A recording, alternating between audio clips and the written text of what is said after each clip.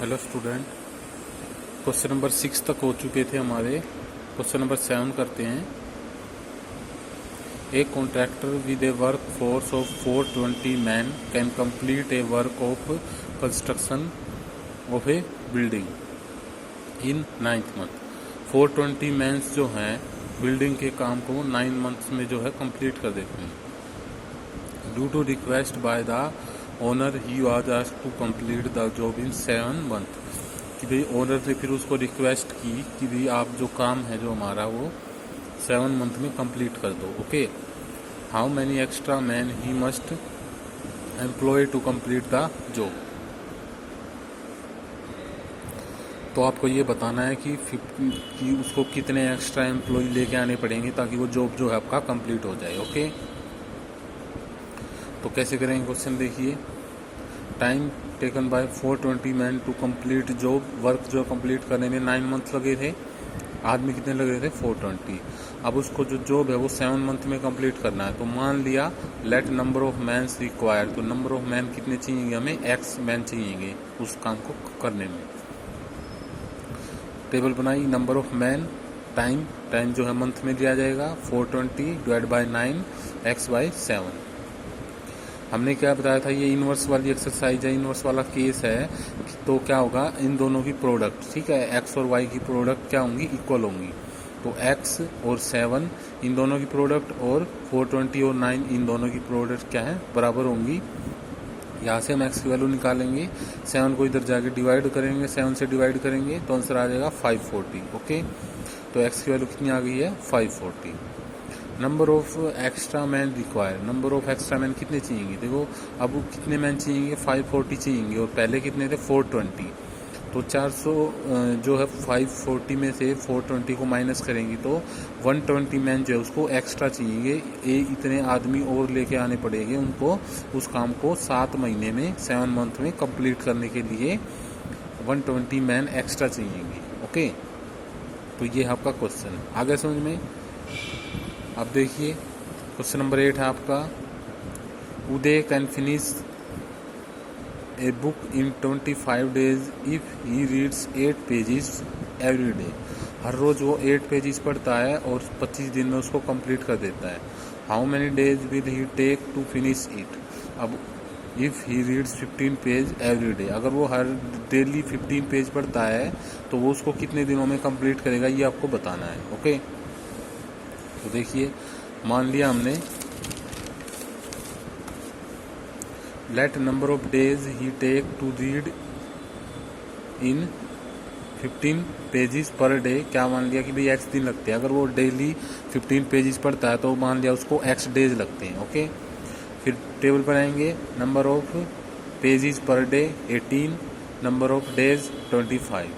ये 15 दे रखा है और ये हमें एक्स की वैल्यू यहाँ पे निकालनी है। ओके, तो क्या था, इनवर्स का केस है तो मल्टीप्लाई इक्वल होगी, 15 मल्टीप्लाई एक्स इक्वल होगा 18 मल्टीप्लाई 25। तो एक्स की वैल्यू कितनी आ जाएगी? 18 मल्टीप्लाई 25 डिवाइड बाई 15।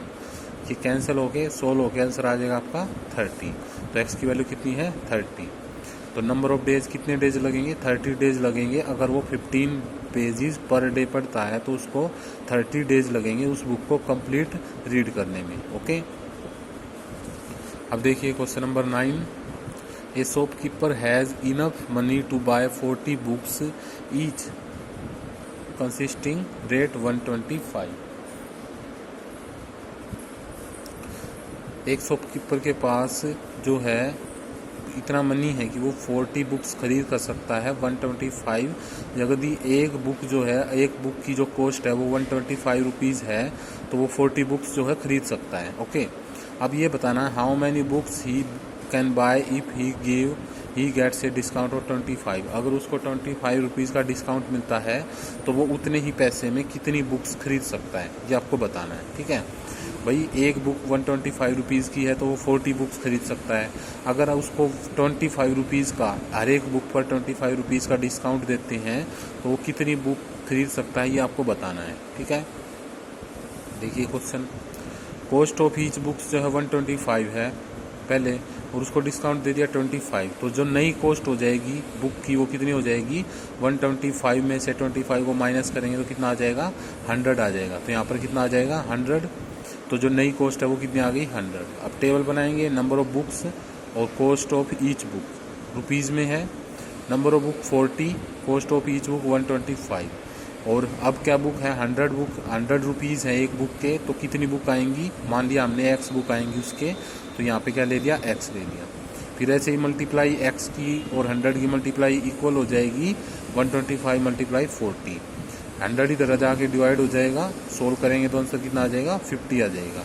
तो नंबर ऑफ बुक्स जो है वो कितनी खरीद सकता है, 50 खरीद सकता है, जब उसको 25 रुपीज़ का डिस्काउंट मिलता है तब। ओके, नेक्स्ट देखिए, क्वेश्चन नंबर 10 है 6 pumps working together empty A tank in 25 minutes. 6 pump जो है इकट्ठे काम करके किसी टैंक को 25 मिनट्स में जो है बिल्कुल एम्प्टी कर देते हैं। ओके, खाली कर देते हैं। How long will it take to empty the tank if 4 such pumps are working together. अब ये बोलना कि अगर 6 की जगह आप 4 पंप लगाते हो, 6 की जगह अगर 4 पंप लगाते हो तो उसी टैंक को खाली करने में वो कितना टाइम लेंगे, वो 4 पंप कितना टाइम लेंगे, ये आपको बताना है। ठीक है, आगे क्वेश्चन समझ में। 6 पंप थे तो वो 25 मिनट्स ले रहे थे, अगर 4 पंप्स होंगे तो कितनी मिनट लेंगे, ये आपको उसको सोल्व करके बताना है। तो क्वेश्चन देखिए, लेट हमने मान लिया कि भाई टाइम जो 4 पंप है वो कितना टाइम ले रहे हैं, x मिनट ले रहे हैं। ओके, x मिनट टाइम ले रहे हैं वो। तो नंबर ऑफ पंप्स पहले 6 थे तो टाइम कितना ले रहे थे, 25। अब नंबर ऑफ पंप्स 4 है तो टाइम कितना लेंगे ये आपको बताना है। दोनों की multiply 4 multiply x equal to क्या हो जाएगा, 6 मल्टीप्लाई 25। तो x की वैल्यू क्या आ जाएगी, 6 मल्टीप्लाई 25 डिवाइड बाय 4, कैंसिल करके आंसर आ जाएगा आपका 37.5 मिनट। तो कितना टाइम लेंगे वो, 37.5 मिनट्स लेंगे 4 पंप उसी टैंक को एम्प्टी करने में। हो गया ये क्वेश्चन।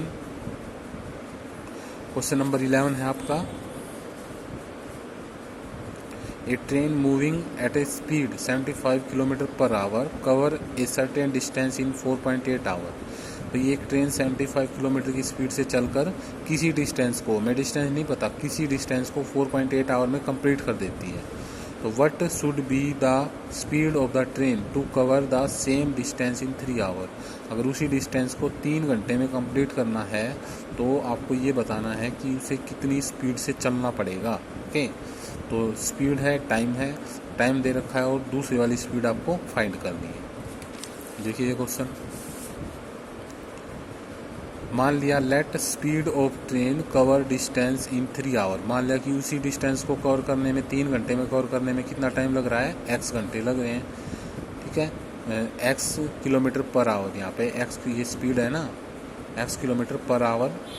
तो टेबल बनाई, speed of train kilometre per our में, टाइम टेकन आवर में। पहले 75 किलोमीटर पर आवर की स्पीड से चल रही थी तो 4.8 आवर लग रहे थे उसको। अब 3 आवर में कंप्लीट करने के लिए उसे किस स्पीड से चलना पड़ेगा ये आपको बताना है। तो 3 multiply x equal to 75 multiply 4.8।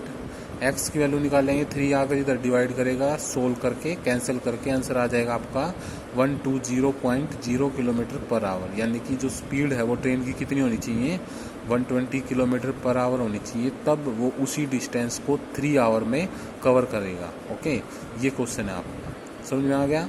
Speed आपने मान ली x, तो पहले उसकी 75 स्पीड थी तो टाइम कितना लग रहा था, 4.8 आवर। अब उसको 3 आवर में उसको कंप्लीट करना है उसी डिस्टेंस को, तो स्पीड क्या होगी आपको फाइंड करना है। तो ये इन्वर्स का केस है, क्योंकि अगर स्पीड बढ़ाओगे तो टाइम कम लगेगा, स्पीड कम करोगे तो टाइम ज़्यादा लगेगा। इन्वर्स है कि एक क्वांटिटी बढ़ रही है, एक घट रही है, अगर एक घट रही है तो दूसरी बढ़ रही है। ठीक है, तो यहाँ पे दोनों की प्रोडक्ट जो है वो इक्वल रखनी है। x multiply 3 equal to 75 multiply 4.8। तो x की वैल्यू कितनी आ जाएगी, 75 मल्टीप्लाई 4.8 बाई 3। तो x की वैल्यू कितनी आ गई, 120.0 किलोमीटर पर आवर। इस स्पीड से चलना पड़ेगा तब वो 3 आवर में उस डिस्टेंस को कवर कर लेंगे। ओके, तो ये एक्सरसाइज आपकी कंप्लीट हो गई है। एक्सरसाइज 9.2 कंप्लीट हो चुकी है। नेक्स्ट एक्सरसाइज हम कल से स्टार्ट करेंगे। तो आज इस एक्सरसाइज को कंप्लीट करके अपना होमवर्क मेरे पास सेंड कीजिए। अगर किसी भी क्वेश्चन में जहाँ तक मैंने अभी तक सिलेबस करवाया है, किसी भी क्वेश्चन में अगर आपको प्रॉब्लम है तो आप मुझे बताएं, मैं वो आपको करा दूंगा, वो क्वेश्चन करा दूंगा, ठीक है। या कुछ भी समझ में नहीं आ रहा है तो मुझसे पूछ सकते हैं। Okay, thank you.